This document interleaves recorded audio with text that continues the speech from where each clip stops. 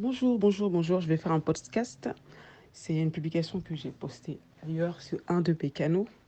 Ça m'est venu là parce que j'ai vu, comment dire ça? J'ai vu des chrétiens qui se plaignaient que les choses ne soient pas gratuites dans l'église et tout ça. Normalement, nous avons reçu de Dieu gratuitement et nous devons donner gratuitement. Moi, quand j'ai prie pour les gens, c'est gratuitement. Quand j'aide les gens, c'est gratuitement. Je ne demande absolument rien. Je n'ai jamais demandé quelque chose aux gens pour moi-même. Tout est gratuit. Et je pense que tous les chrétiens doivent agir ainsi. Cependant, ce que les chrétiens ne comprennent pas, c'est que bien que tout soit gratuit, nous avons l'obligation d'être généreux. Nous devons être généreux. C'est très important d'être généreux dans les affaires de Dieu. Maintenant, ce que je vais dire va choquer les gens parce que moi, j'ai remarqué une chose, c'est que la plupart des chrétiens ont des difficultés matérielles. Et je vais vous expliquer pourquoi. Ce que je dis, ça va choquer beaucoup, mais j'espère. Ce que je dis va choquer beaucoup, mais j'espère que ça va réveiller aussi beaucoup. Et j'en ai parlé à plusieurs reprises à des proches, des gens avec qui je partage et tout. Il y a des gens à qui j'ai parlé et je peux dire sans me vanter que ça a changé la vie de beaucoup de gens. Il y a des gens qui ont changé leur mentalité euh, parce que, vous savez, aimer Dieu, là, c'est important avant toute chose. Et moi, ce que j'ai remarqué, c'est que la plupart des chrétiens vivent dans la pauvreté. Beaucoup. Tu vas trouver très peu qui sont à l'aise et tout ça. Ceux qui sont à l'aise, on les connaît, hein. Il n'y en a pas beaucoup. Il y en a pas beaucoup. Soit ce sont les pasteurs et la plupart des fidèles sont dans des difficultés. Euh, mais j'ai remarqué que ceux qui sont à l'aise, il n'y en a pas beaucoup, mais c'est ceux qui ont vraiment compris qui est Dieu et qui se confient vraiment à Dieu. Qui se confient vraiment à Dieu. Je vais vous expliquer. Vous savez, la plupart des chrétiens ont des difficultés matérielles. Ils ont des blocages. Oui, la plupart ont des blocages et toutes sortes de difficultés. Et moi, j'ai entendu beaucoup de plaintes. Je ne dis pas que en tant que chrétien, tu n'auras jamais de difficultés. Tu auras des attaques. Tu seras attaqué parce que, voilà, le diable n'aime pas les témoignages comme nous. Le diable n'aime pas les personnes qui s'en sortent, qui réussissent et tout ça. Et tu verras que quand tu commences à parler de tes projets, tu vas être attaqué. Parce que même dans les églises, il y a des agents du diable. Il y a des sorciers, il y a des gens qui font toutes sortes de choses, il y a des gens qui vous attaquent. Parce que le but du diable, ces gens-là même qui nous attaquent, ils ne savent pas pourquoi ils le font. Parce que le but du diable, c'est justement d'éteindre le témoignage des vrais enfants de Dieu. Maintenant, c'est là que je vais commencer l'enseignement. Écoutez-moi. Je ne dis pas que tu n'auras pas de soucis. Tu auras des soucis, mais tu ne seras jamais seul avec Dieu. Tu auras le soutien de Dieu dans tes soucis. Et tu feras même des exploits si tu écoutes attentivement ce que je vais te dire dans ce podcast. Parce que moi, c'est ma vie. C'est mon vécu et c'est aussi voilà, mon expérience. Parce que j'entends beaucoup se plaindre. Vous voyez, beaucoup de gens lisent les promesses dans la Bible, ils entendent parler des promesses de Dieu, mais ça ne semble pas se concrétiser dans leur vie. Et il y a beaucoup de gens qui sont frustrés aussi. Ils sont frustrés. Mais la cause principale est le manque de connaissance et d'obéissance des chrétiens. Parce que quand on ne connaît pas une chose, c'est très difficile d'être motivé à y obéir.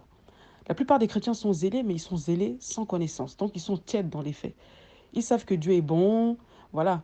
Ils le savent parce qu'ils entendent toujours Dieu est bon et tout ça. Ils lisent cela dans la Bible. Mais au fond d'eux-mêmes, ils en veulent à Dieu ou ils doutent de lui. Parce que leur vie ne témoigne pas de cela. Et moi, j'en faisais partie. Je faisais partie de ces gens-là qui se disaient, mais est-ce que vraiment Dieu est bon et tout ça? Parce que je voyais beaucoup de difficultés dans ma vie. Je vais vous dire une chose. Écoutez, chrétiens, chrétiens, vous devez vraiment, mais vraiment vous repentir et accepter véritablement Jésus-Christ pour ce qu'il est, pour ce qu'il dit dans sa parole de lui. C'est important, avant toute chose. Parce que les bénédictions de Dieu, ce n'est pas pour les aventuriers, c'est pour les enfants de Dieu. C'est-à-dire que déjà, la première des choses à faire, c'est de vous repentir et de vous convertir vraiment. Voilà. Parce que beaucoup vivent dans le péché, hein. Ça peut être le péché de l'orgueil, hein. Ça peut être le péché de la cupidité, toutes sortes de trucs. Mais ces péchés, c'est péché. Je ne dis pas qu'on peut être parfait. On ne peut pas être parfait, mais par contre, on peut vraiment se repentir et reconnaître ces choses-là. La repentance, ça va aussi par la reconnaissance de ses péchés et demander à Dieu de nous aider. Voilà, c'est la première des choses. La première des choses déjà, c'est de se repentir de ses péchés, c'est de reconnaître ses faiblesses devant Dieu pour que Dieu puisse nous aider, comme le publicain qui était dans le temple et qui reconnaissait qu'il n'avait pas le droit de lever la tête même devant Dieu parce qu'il avait reconnu sa faiblesse. Et en deuxième position, la repentance, justement, qui va avec la conversion, quand je dis de se repentir, c'est aussi commencer à marcher comme un enfant de Dieu parce qu'il y a beaucoup de gens qui ne prient pas régulièrement, qui ne jeûnent jamais, qui ne jeûnent pas, qui ne lisent pas la Bible, qui n'étudient pas la Bible de façon sérieuse. Tu vas comprendre que toi, tu es un enfant de Dieu, tu n'as jamais lu la Bible de Genèse jusqu'à Apocalypse. Si vraiment, il y a des fois, faut me dire oui, c'est parce que je n'aime pas lire, je sais pas. Il y a des gens qui ne savaient pas lire. J'ai un témoignage comme ça d'un frère qui ne savait pas lire. Mais tellement qu'il avait la soif de Dieu, ce gars-là, il a tout fait pour mémoriser la Bible en audio parce qu'il voulait comprendre la parole de Dieu. De nos jours, on n'a plus d'excuses. Vous avez la Bible en audio, vous avez les supports bibliques et tout ça. Vous avez plein de supports pour pouvoir avoir la parole de Dieu. Moi, je vais vous dire l'importance de la parole de Dieu. C'est pas seulement aller écouter des gens. C'est bien d'aller écouter les pasteurs ou les gens qui enseignent, mais avant toute chose, vous devez connaître la parole de Dieu pour vous-même. C'est un manque de connaissance le problème avec les chrétiens, le plus souvent.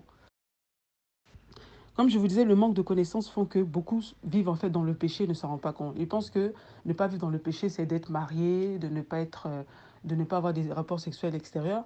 Mais ils s'en foutent de fait d'avoir de la jalousie dans leur cœur, d'être envieux, de critiquer les gens, de détruire des gens. Pour eux, ce sont des péchés. Si vous vivez dans ça aussi, vous aurez aussi des blocages. Vous devez faire très attention aussi de la façon dont vous vivez, de la façon dont vous traitez les autres. Euh, c'est vraiment ça, avoir la crainte de Dieu. Quand vous avez la crainte de Dieu, avoir la crainte de Dieu, c'est déjà connaître une personne. Tu ne peux pas craindre quelqu'un sans vraiment le connaître parce que tu ne sauras pas vraiment ce qui lui fait horreur. Quand tu sais ce que fait horreur à Dieu, tu vas t'abstenir de ça en fait. Voilà, beaucoup de chrétiens malheureusement vivent dans les commérages, critiquent les serviteurs de Dieu intérieurement ou ouvertement. Ils se demandent pourquoi ils sont bloqués. Ils ne donnent pas, ils ne lisent pas la Bible, ils n'aiment pas les autres et ils pensent qu'ils vont être bénis comme ça. C'est Comme je dis, c'est un manque de consécration et un véritable manque de désir de connaître Dieu. En somme, c'est le fait de ne pas vouloir chercher le royaume de Dieu et sa justice, en fait. Vous savez, moi, j'étais de ces chrétiens avant. Quand je dis chrétien, c'est entre guillemets, qui aimaient discourir et débattre. Mais je ne connaissais pas Dieu. Je ne connaissais pas Dieu parce que Dieu, je connaissais juste ce que j'avais appris ça et là et lu ici par là, mais sans la compréhension du Saint-Esprit. Parce que le Saint-Esprit vient vraiment quand dans ton cœur, dans l'intimité de ton cœur, tu cherches réellement Dieu. Tu peux être un chrétien dans l'église qui écoute plein de prédications, tu connais plein de choses en surface, superficiellement, mais tu n'es pas vraiment converti parce que la parole de Dieu n'a pas pénétré ton cœur pour porter des fruits. Parce que tu n'as pas pris cette parole au sérieux. Et beaucoup de chrétiens sont comme ça. Maintenant, Dieu m'a donné le discernement pour apprendre à discerner ce genre de choses maintenant chez les gens. Maintenant, on ne va pas dire aux gens oui comme ça, mais on le sent quand un chrétien est en superficie et parle seulement de choses qu'il a entendues. Vous savez, je vous disais que moi j'étais comme ça, j'étais une chrétienne comme ça. Et puis Dieu m'a humiliée. Dieu sait comment il m'a humiliée. Parce que quand Dieu veut t'humilier, c'est une bonne chose. Parce que Dieu veut t'enseigner. Dieu m'a humiliée parce qu'au fond, il sentait que j'étais quand même sincère. J'étais quand même sincère, même dans ma bêtise. Vous savez, on peut être très sincère, même dans sa bêtise. J'étais sincère dans ma bêtise. C'est pour ça que Dieu m'a humiliée parce qu'il savait que, mine de rien, j'avais un zèle, mais vraiment un mauvais zèle. Et quand Dieu m'a humiliée, c'est là que j'ai commencé réellement à chercher Dieu. Mais à tâtons. Au début, c'était vraiment à tâtons. Plus intensément. Puis, au fur et à mesure, c'est devenu intense. Car dans mon cœur, je commençais à comprendre que je devais absolument connaître Dieu. Et je prie que vous ayez aussi cette soif-là. Il faut que vous ayez soif de Dieu. Alors là, j'ai commencé à étudier profondément les Écritures. Et j'ai compris qu'on ne pouvait pas se moquer de Dieu. Et non plus adorer ce qu'on ne connaissait pas. C'est pas possible. Vous ne pouvez pas dire aimer quelqu'un que vous ne connaissez pas. Je vous dis, c'est parce qu'il y a beaucoup de gens qui ne connaissent pas Dieu qu'ils se permettent de négliger l'œuvre de Dieu, se plaignent de manquer, se plaignent des serviteurs de Dieu. euh, voilà. Quand tu connais Dieu, tu donnes naturellement ta dîme et tes offrandes, sans même broncher. Et même tu donnes au-delà. Et même tu vas même aider les frères à côté et tout ça, sans te vanter, sans mettre la caméra sur toi, sans montrer à chaque fois ce que tu fais. Vous savez, il y a des gens qui font beaucoup de choses, mais ils ne vous en parleront pas. Ils le feront dans le secret. C'est pas parce qu'ils ont envie d'avoir l'approbation de la masse, mais parce qu'ils le font, parce qu'ils savent que celui qui est là-haut les voit. Et cet œil-là est le plus important pour eux. Ils ne font pas les choses pour faire de la publicité. Quand vous commencerez vraiment à aimer Dieu, vous allez vraiment commencer à chercher le royaume de Dieu et sa justice. Et à partir de ce moment-là, vous allez voir que Dieu va vous bénir. C'est clair, la parole de Dieu ne ment pas, elle est vraie. Je continue, vous allez voir. Moi, je le dis, c'est parce que je n'aime pas trop m'étendre sur moi-même, parce que je suis quelqu'un, je suis assez discrète sur certaines choses, surtout sur mes affaires ou sur ce que je fais. Et je sais pourquoi. Je pense que Quand Dieu aussi te donne la sagesse, avec l'expérience, tu apprends à être discrète. Mais s'il faut témoigner deux fois, il faut témoigner aussi pour que les enfants de Dieu comprennent aussi que notre Dieu que nous prions, c'est un Dieu vrai. C'est un Dieu qui bénit vraiment. Voilà. Je dis, quand tu connais Dieu, donner libéralement, ça ne sera plus un problème pour toi.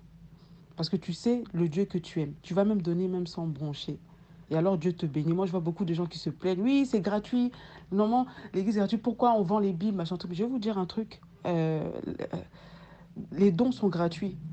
Moi, je n'ai jamais demandé un franc à quelqu'un. Les dons sont gratuits pour prier pour une personne. Évangéliser quand c'est gratuit. Mais les supports, l'église, le bâtiment où tu vas à l'église, c'est pas gratuit.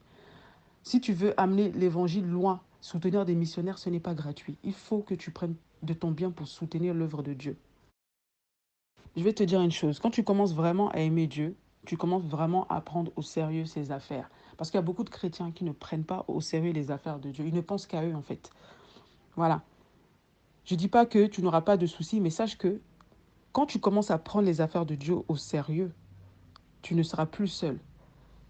Tu auras le soutien de celui qui marche avec toi. Tu feras au-delà même de ce qui t'était possible de faire. Moi, je dis, et je le dis avec Dieu, moi, j'ai fait des exploits. Et je ne vais pas raconter les exploits. Voilà. Je ne vais pas raconter ce que Dieu a fait pour moi. Il y a des choses que je préfère garder pour moi. Un jour, peut-être, je l'écrirai dans un livre. Et parce que je sais pourquoi il y a des choses que je ne peux pas dire publiquement. Mais je dis avec Dieu, tu feras des espoirs. Les gens qui aiment que la gratuité dans l'église, là, je vous dis franchement, repentez-vous. Ceux qui ne veulent rien donner et qui se plaignent tout le temps de ne pas recevoir, là, je vous dis, repentez-vous. Oui, les dons de Dieu sont gratuits, mais un vrai enfant de Dieu fait tout gratuitement et aime donner aussi. Un véritable enfant de Dieu n'utilise pas Dieu pour recevoir ou pour avoir. Non, un véritable enfant de Dieu, même quand il demande pour les choses de Dieu, il les demande avec le cœur. C'est parce qu'il prend les œuvres de Dieu à cœur. Prenez les choses de Dieu à cœur. Ne prenez pas les choses de Dieu parce que ça vous rapporte, parce que vous gagnez de l'argent, parce que vous voyez que l'argent commence à venir, parce que vous le faites par intérêt. Non, un véritable enfant de Dieu, il doit vraiment prendre les œuvres de Dieu à cœur. Comme si... C'est pour ça que j'aime bien David. Vous voyez le roi David, là. Il avait construit sa maison, mais il s'est dit, non, non, non, non, il faut que je construise la maison de Dieu. Ça lui importait parce qu'il prenait les choses à cœur. David avait compris, en fait. Le roi David avait compris. C'est pour ça que Dieu aimait le cœur de David. Ayez ce cœur-là, de prendre à cœur les choses de Dieu, tout ce qui concerne Dieu, pas pour votre propre gloire. Il y a beaucoup de gens qui donnent pour être vus. Vous donnez pour être vus, vous faites les choses pour vous-même. Au bout d'un moment, faites les choses parce que vous voulez que Dieu vous regarde. C'est ça. Quand vous faites les choses, n'essayez pas d'impressionner l'homme. L'homme n'est rien. Je vous dis, hein, l'homme n'est rien. Aujourd'hui, l'homme est derrière toi. Demain, l'homme, tu ne le verras pas. Il y a pas... L'homme, c'est un roseau cassé. Il n'y a pas plus, je ne sais pas comment vous dire ça, plus instable que l'être humain. Mais quand vous faites les choses parce que vous voulez plaire au cœur de Dieu, parce que vous faites les choses parce que vous aimez Dieu, ça change la donne.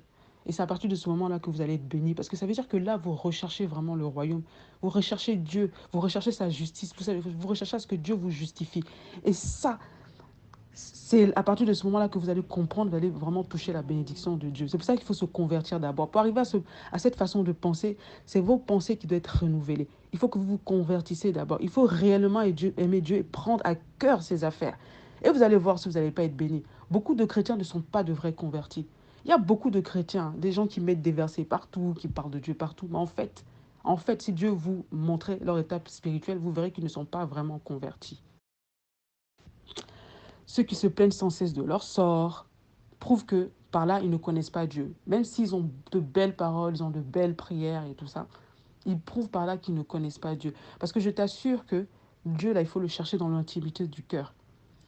Beaucoup de gens cherchent Dieu en public, mais je vous dis, cherchez Dieu en privé. Cherchez Dieu dans l'intimité. Quand personne ne te voit, c'est là que tu dois chercher Dieu. Quand tu es seul dans ta chambre, c'est là que tu dois chercher Dieu. Tu dois faire des jeûnes tout seul. Tu dois avoir cette soif de Dieu, chercher Dieu pour que Dieu te parle, pour connaître Dieu. Et quand tu prends et lire la Bible, étudier la Bible, plusieurs fois la lire, plusieurs fois l'étudier, parce que tu veux connaître Dieu.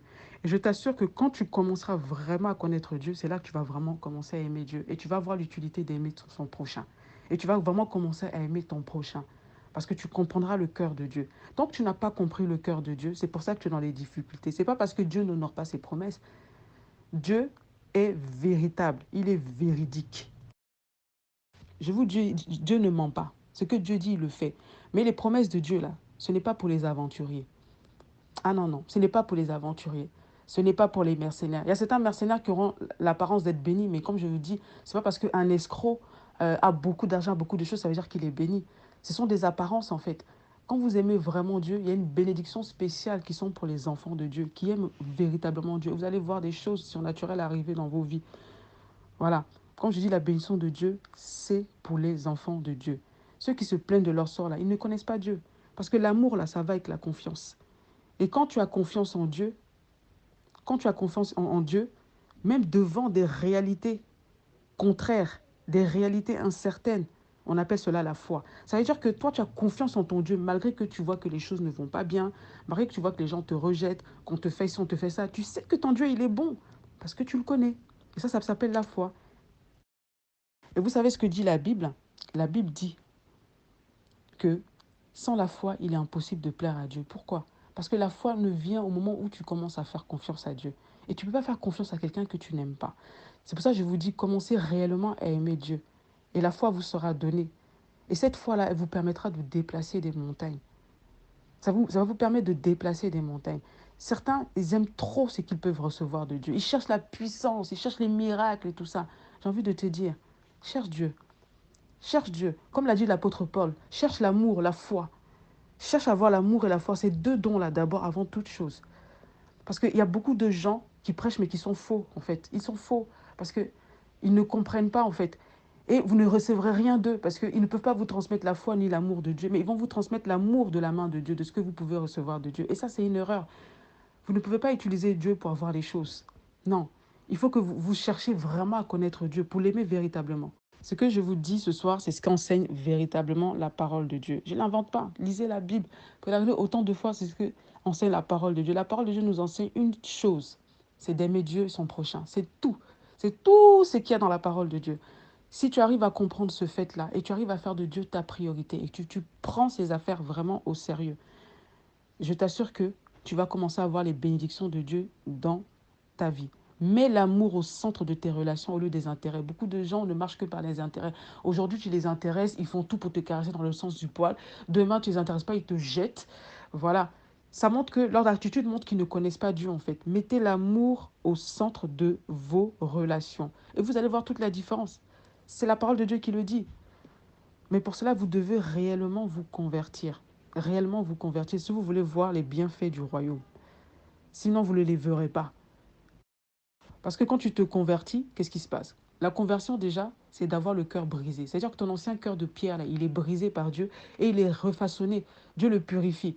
La Bible dit, ceux qui ont le cœur pur verront Dieu. C'est-à-dire qu'avant même que tu puisses voir les choses de Dieu et sa bénédiction et tout ce qui vient de Dieu, sa lumière, il faut d'abord que ton cœur change. Il faut que ton cœur se purifie déjà. Se purifie de tes anciennes conceptions. Ton ancienne façon de penser qui est remplie d'envie, de jalousie, de soupçons, de mal, de désir de domination des autres. Ça là, c'est une ancienne façon de penser qui vient du monde. C'est une ancienne façon de penser qui est démoniaque. Tu peux être dans l'église et quelqu'un qui prêche, qui prie fort, et tu as cette façon de penser là. Tu auras l'air d'être béni, parce que même les païens sont bénis. Hein. Vous n'avez pas vu des païens qui sont millionnaires et tout ça, mais ce n'est pas la bénédiction de Dieu en fait, ça n'a rien à voir. La bénédiction de Dieu est au-delà de cela. Tu as la paix avec la bénédiction de Dieu. Je ne sais pas, l'amour que Dieu met dans ton cœur et la paix là, ils n'en ont pas même quand abondent. Tu sais, l'amour que Dieu met dans ton cœur, les gens n'ont pas ça. Même quand leur richesse abonde, même quand ils ont beaucoup de choses, la paix que Dieu te donne là, ça n'a pas de prix. En plus, Dieu te bénit. Et ça prend du temps, deux fois. Tu verras des gens qui vont aller très vite pour s'enrichir et tout ça, mais vous ne connaissez pas leur fin. Il y a des gens qui vont lentement avec Dieu.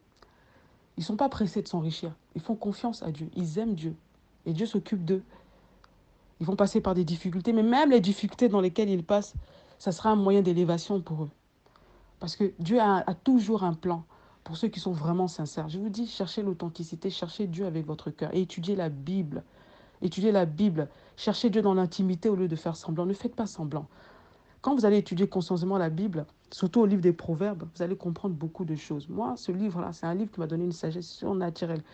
Je vous ai dit, j'ai lu ce livre-là plusieurs fois. Aujourd'hui, là, je vous dis, je gagne plus d'argent que je le gagnais il y a pendant 10 ans. Quand je ne connaissais pas Dieu, c'était difficile. Aujourd'hui, là, et je dis Dieu est capable de beaucoup. Je n'ai pas envie de parler de moi, mais je peux vous dire qu'avec Dieu, tu es capable de gagner en un an ce que tu gagnais avant en 10 années sans le connaître. C'est possible. C'est possible. Dieu te donne aussi la sagesse, tu vois. d'être, je sais pas comment te dire ça, d'être discret, d'être carré, de, voilà, de savoir marcher avec les gens. Je dis pas que tu vas pas être rejeté, je dis pas que les gens ne vont pas te faire souffrir, les gens vont pas s'en prendre à toi de façon injuste et tout ça. Tu vas subir ces injustices pendant ta marche avec Dieu parce qu'on dit on ne jette pas de pierre sur un arbre qui n'a pas de fruits. Voilà, avec Dieu, tu vas passer par beaucoup de choses, mais prenez au sérieux votre relation avec Dieu et aimez Dieu véritablement. Quand vous allez connaître Dieu, vous allez savoir que Dieu est celui qui instruit. Quand Dieu t'instruit, il n'y a rien de mieux. Il n'y a rien de mieux. Tu as la paix et puis tu avances doucement. Tu commences à comprendre les choses. La sagesse peut deux fois te donner, tu sais, la sagesse peut deux fois te donner de l'affliction parce que la sagesse t'ouvre les yeux sur les gens, sur les choses. Mais il y a rien de mieux. Tu deviendras quelqu'un d'éclairé. La personne que tu es là, d'ici quelques années, moi déjà, je vois la personne que je vais être d'ici 5 ans avec Dieu. Je me dis, waouh, waouh. Non, cherchez véritablement Dieu. Moi, c'est mon conseil, moi, voilà, pour vous. Il faut arrêter de se plaindre parce que beaucoup de gens se plaignent, oui, nanana, nanana. Non, donnez à Dieu. Franchement, je vous dis, hein, comprenez, aimez d'abord Dieu, apprenez à le connaître. Ça sera facile pour vous de donner à Dieu, de donner à des œuvres de Dieu et tout ça. Vous n'avez pas besoin de faire comme les gens dès qu'ils donnent un tout petit peu seulement. Ils veulent que tout le monde le sache. Vous allez faire votre chose dans le secret. Vous allez donner à Dieu dans le secret parce que vous aimez Dieu, les œuvres de Dieu. Des fois même, on donne plus à Dieu même qu'on se donne même à nous-mêmes parce qu'on sait que quand on donne à Dieu, c'est à nous qu'on donne. Ah, l'œuvre de Dieu, c'est bon, c'est très bon.